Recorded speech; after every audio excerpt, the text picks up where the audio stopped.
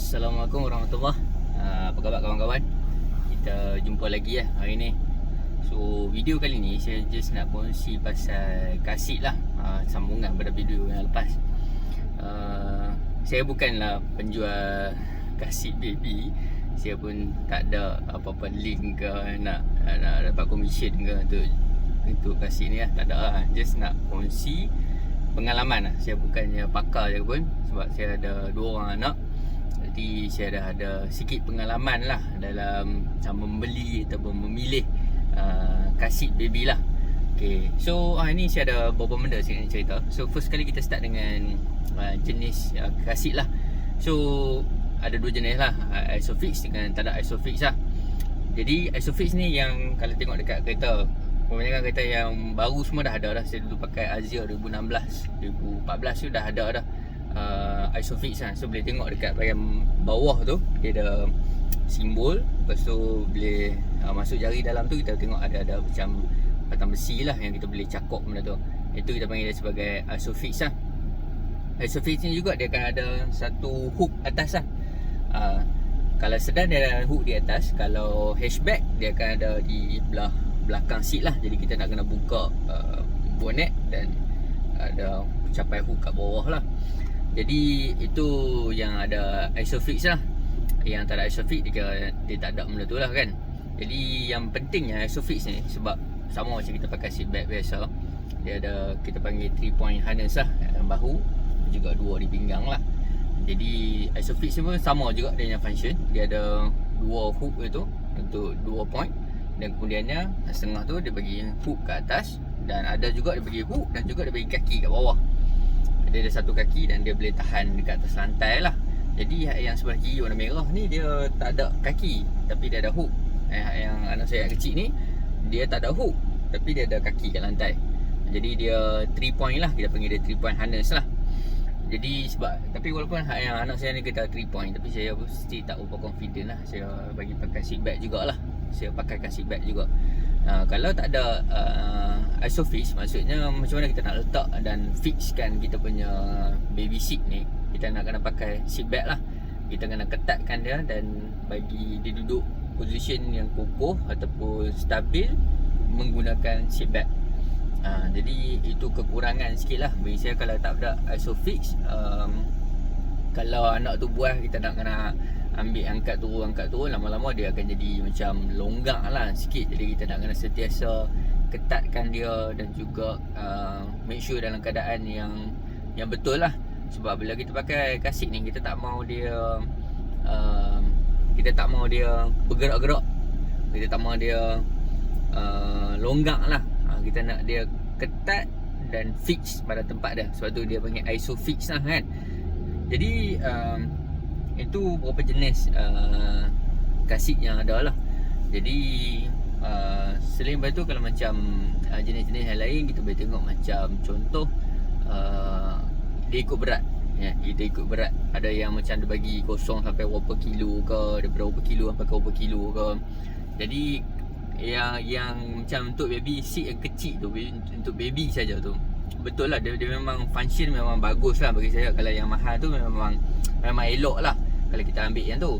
Tapi masalah dah macam kita yang kurang bajet ni, masalah dia nanti bila dia dah besar, takkan kita nak kena beli kasih yang lain kan. Jadi macam saya dua-dua ni, saya beli yang boleh pi sampai berat yang agak besar lah, 30 lebih kot, tak silap saya, 30 lebih macam tu lah, 36 kilo macam tu. Jadi maksudnya dia macam all in one lah. Daripada baby dia boleh pakai, lepas tu dia jadi besar sikit sampailah dia boleh jadi macam booster lah. Kalau tak, kalau macam anak bila dia dah besar 5 tahun, 6 tahun, 7 tahun, dia nak kena pakai booster lah kan. Sebab apa dia nak kena pakai baby seat ni? Sebab bila dia pakai seat belt tu nanti kena leher dia kan. Jadi selagi mana dia tak boleh, ataupun selagi mana dia tak cukup tinggi, jadi dan seat belt tu kena leher dia, jadi kita nak kena pakaikan booster tu pun kasih lah. Itu dia punya penanda aras lah. Sebab nanti bila berlakunya impact kan, dia takut mencederakan kita punya leher, anak kita punya leher lah kan. Sama jugalah kasih seat belt kita ni pun sama juga. Kita kena adjust supaya dia tak mencederakan kita punya leher lah. Kita buka tutup dia tak mencederakan leher kita lah. Itu yang penting sekali kan. Jadi untuk kasih ni dia start ada yang jenis umur dia tu, dan ada jenis yang macam all in one lah. Dia boleh letak atas stroller, boleh nak usung letak atas, macam kadang-kadang orang pergi makan lah kan, baby kecil lagi dia nak bagi tidur, so letak kat meja makan pun boleh benda tu. Ataupun dia nak bawa pergi macam masuk rumah ke kan, pergi ziarah kawan-kawan ke, asal mara ke, jadi baby tu tidur dia boleh bawa lah, carry lah benda tu kan. Jadi ada baby seat kasih yang dia boleh jadi all in one lah. Itu mungkin mahal lah sikit kan, dengan boleh masuk dengan stroller apa semua tu, mungkin dia akan jadi mahal lah.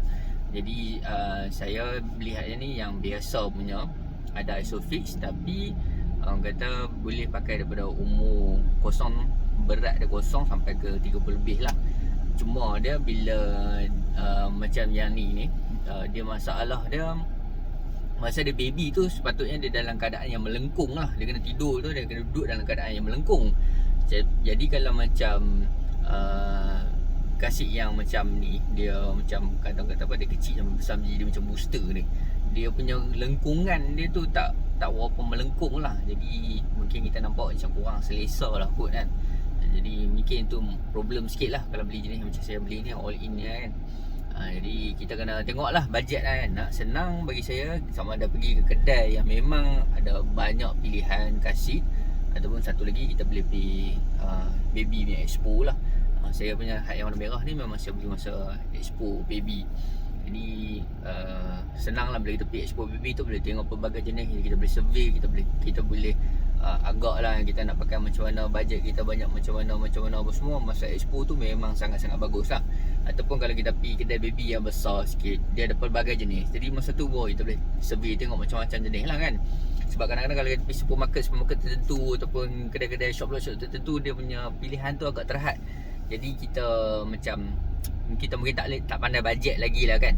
Jadi itu satu kekurangan lah kot kan saya rasa. Jadi better pergi ke kedai yang banyak ataupun pergi ke expo. Macam saya punya ni, yang ni bila pergi beli kat expo, boleh dapat agak murah lah, dalam RM400 macam tu. Kalau harga biasa dah RM500 kot. Yang belah sini ni dia berjenama sikit. So ni dia mahal sikit lah, tapi boleh lah. Sebab kalau kita kata nak pakai untuk jangka masa yang lama, jadi kita tak kisah sangat lah, itu kita spend lah. Macam saya punya ni, anak saya dah umur 5 tahun lah, mesti boleh pakai lagi kan. Cuma mungkin saya fikir dia punya kekurangan dia tu mungkin dekat tie support lah kan, bawah paha dia ni kan, sebab dia macam pendek kan. Jadi kalau dah makin besar tu, mungkin kita akan tengok dia kurang selesa lah kot kan. Jadi pun kita nak tanya lah anak kita, mungkin cukup 6-7 tahun, sama ada kita beli yang baru ke, ataupun kita rasa tak perlu dia duduk kasih dah kan. Tapi kalau ikut regulation, tak silap saya, dia sampai umur 12 tahun kot dia nak kena pakai kasih. Mungkin maksudnya dia sekali dengan booster lah kan. Sampailah macam saya kata tadi lah, sampailah tahap dia leher dia ni tak kena pada seat belt tu, jadi dia baru dia boleh duduk asing, ataupun duduk tanpa gunakan kasih lah. Itu dari segi harga lah, mungkin boleh dapat dalam 400, 500. Ada yang kalau tak ada Isofix, kadang-kadang lagi murah pada tu boleh dapat. Macam tahun-tahun sebelum ni, tak silap saya ada macam kerajaan bagi subsidi lah kan. Tapi saya tak pasti sama ada subsidi tu berterusan sampai tahun ni ke tak lah. Macam saya tak dapat lah subsidi tu. Tapi ada setengah-setengah kedai dia boleh macam, kalau ada subsidi tu dia boleh tolong lah kan, untuk cari jenis-jenis tertentu dan bagi harga yang ikut subsidi lah. Jadi kita akan jadi macam berkemampuan lah sikit nak beli kan. Tak ada lah kita rasa macam mahal sangat ke apa kan. Jadi cuma macam saya sendiri, nasihat saya kalau beli yang jenis all in sama jadi booster ni, dia lagi jimat lah. Kalau kita pecah, kita beli RM500 ke RM600, kita boleh pakai 6 tahun kan. Setahun baru RM100 kan, sebulan baru RM2 lah kalau pecah macam tu lah kan. Kalau daripada kita nak beli yang kosong sampai 10 kilo ke, nanti bila lebih 10 kilo nak kena beli lain pula kan. Yang tu pun dah mungkin mahal, dah 300 ke. Kalau lagi mahal lagi kan. Jadi bazir lah kan. Untuk kita yang bajet terhad ni, macam ni pun boleh. Dan selain daripada tu, saya nak bincang pasal position tempat di mana kita nak letak baby seat ni lah. Selalunya di belakang lah, di belakang dua macam ni.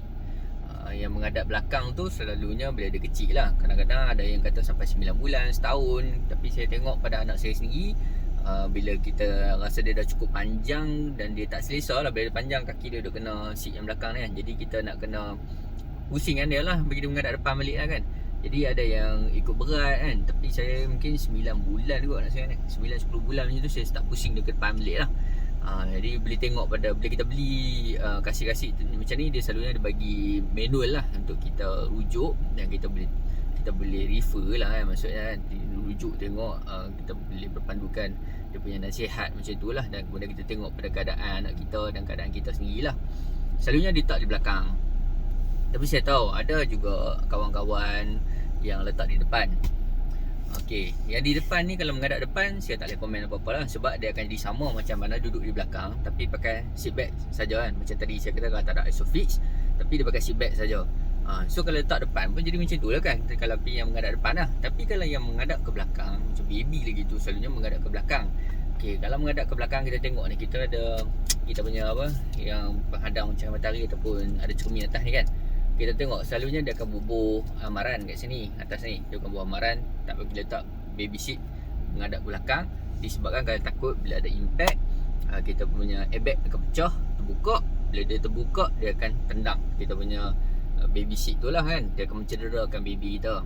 Jadi sebab tu tak boleh letak baby seat menghadap belakang di depan, melainkan kereta tu dia ada cara untuk kita off dia punya airbag. Setahu saya ada kereta tertentu bahagian depan dia boleh off airbag. Kalau kereta-kereta macam tu kita boleh letak dia seat depan.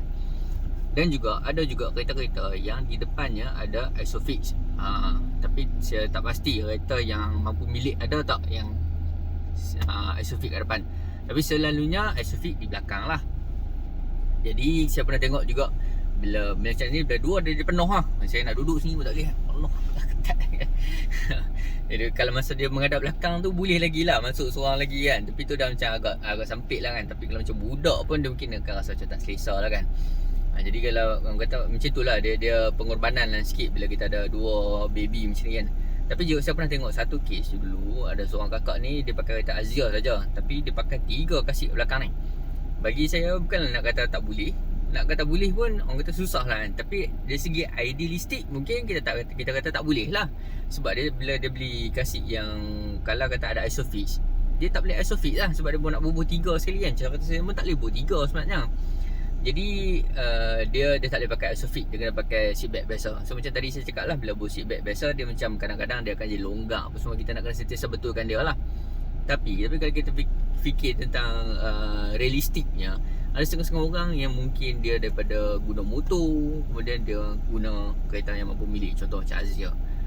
Jadi itu dah satu peningkatan dari segi keselamatan yang sangat bagus lah kan. Daripada motor naik kereta, dia punya tahap level dia tu dah jauh lebih selamat lah kan.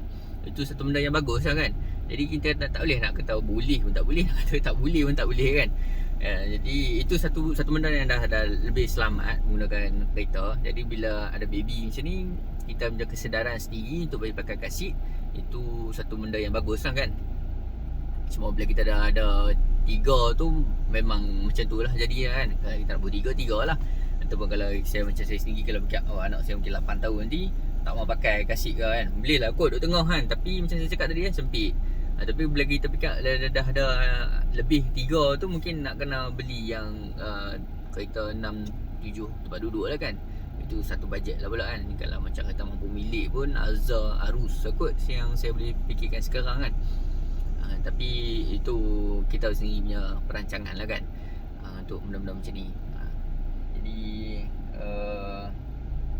kalau setengah kedai macam tadi saya cakap, ada setengah kedai dia memang dia boleh tolong kita. Bila kita nak beli tu dia boleh tolong pasangkan kita. Macam saya hak yang merah ni memang kedai yang tolong pasangkan. Cuma hak yang biru ni, yang sebelah kanan ni saya pasang sendiri lah. Sebab macam merah ni saya beli dia tak reti masa tu awal lagi kan, anak first. Jadi tak biasa pasang. Bila dia tak biasa pasang, saya minta orang kedai tolong pasang lah. Dan menyebabkan saya pasang tu kira 2-3 bulan sebelum anak saya keluar pun saya dah start pasang dah benda ni kan. Beli awal jadi yang ni pun bila beli pun beli awal juga tapi sebab dah reti pasang, jadi saya tak payahlah kedai, saya pasang sendiri kan nanti. Tapi kedai tu beritahu saya, kedai yang kasih yang biru ni belah kanan ni, dia kata kalau untuk dia sendiri, dia boleh tolong pasangkan. Kalau macam contoh kita ada 3 ke, kita ada 2 ke, kita nak suruh dia pasangkan dan bagi fix kedudukan tu, dia boleh tolong buat untuk kita. Ini pun bagus jugalah, sebab kadang-kadang pekerja-pekerja kedai ni dia dilatih lah, dia dilatih. Sebab tu kadang-kadang masa pergi tanya soalan-soalan tu semua pun dia pun boleh jawab lah. Macam ISOFIX tak ISOFIX lah, sebab apa dia panggil ISOFIX ke apa ke semua. Kadang dia bila dia beri latihan, dia dilatih, dia diberi pengetahuan tentang benda tu, dia jadi macam pakar lah sikit kan. Jadi kita boleh tanya macam-macam dan dia boleh tolong buat lah bagi kita. Dia boleh tengok pula lah saiz kereta besar mana, lepas tu kasih kita nak sesuai macam mana, kalau nak berdua, bertiga kan. Itu kita boleh minta pendapat dia nanti. Itu antara benda yang saya nak kongsi lah kot pasal kasih ni. Saya tahu lagi satu lagi, sebab apa orang berdepan ni kadang-kadang kita terlupa kan. Sekarang ni kita tengok banyak kes, mungkin sebab media sosial kita jadi satu kesedaran yang berita tu semakin banyak lah. Mungkin dulu pun banyak juga jadi, tapi orang kata sama ada dulu orang tak pakai kasih, ataupun dulu berita tu tak disebarkan secara luas kan. Tapi orang buat kat depan ni sebabkan dia takut dia terlupa baby tu. Pasal terlupa ni dia ada isu lain lah. InsyaAllah akan datang kita boleh bincang lagi. Saya buat video lain lah kan. Kalau kawan-kawan ada lagi tips-tips pasal kasih ni kan, jenis selain jenis ISOFIX dan tak ISOFIX, jenis yang kita cakap pasal dia melengkung ke, lepas tu dia berat berapa sampai berat berapa, yang all in lah, dia boleh masuk dengan stroller, tak boleh masuk stroller. Macam saya punya ni all in yang sekali dengan booster lah kan. Sekali dengan booster, dia punya kepala ni boleh tarik naik atas lagi.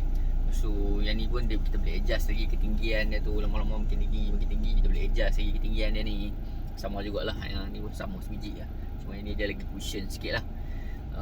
Lepas tu dari segi harga kan, boleh dapat yang murah, boleh dapat yang mahal, bergantung pada jenis brand. Lepas tu bergantung pada jenis yang tadi tu, ISOFIX tak ISOFIX. Boleh pergi tengok masa Expo Baby, masa tu mungkin boleh dapat voucher, boleh dapat diskaun, boleh dapat yang lagi murah. Kita boleh tengok survey lagi macam-macam jenis, tingkatkan pengetahuan kita tentang kasih baby ni kan. Kemudiannya pasal kedudukan lah, kedudukan di depan ke, nak di belakang ke, nak menghadap belakang ke, menghadap depan ke. Satunya menghadap belakang ni orang kata daripada 0 sampai setahun ke, 0 sampai 9, 10 bulan. Betul, ada setengah menggunakan berat kan, 0 sampai 10 kilo ke macam tu. Kalau kita rasa anak kita dah cukup besar, dah cukup panjang, dah tak boleh nak menghadap belakang, kita pusing lah dia menghadap depan kan. Macam tu lah. Itu saja kot daripada saya hari ni. InsyaAllah kalau kawan-kawan ada idea apa-apa lagi, boleh komen kat bawah. Kalau rasa dia bermanfaat, bagi saya butang like dan juga share jugalah dengan kawan-kawan yang lain. InsyaAllah kita jumpa lagi pada video-video akan datang.